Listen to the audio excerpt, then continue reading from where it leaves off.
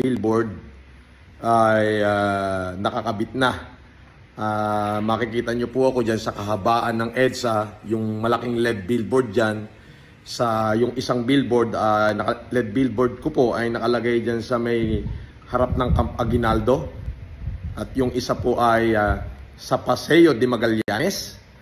At yung isa naman pong billboard ko ay nakalagay dyan sa may Green Hills Promenade. So nakakatuwa naman po. At may nagkabit na ho, isinali po tayo sa Best Choice Award and Performers ng Gawad Pilipino.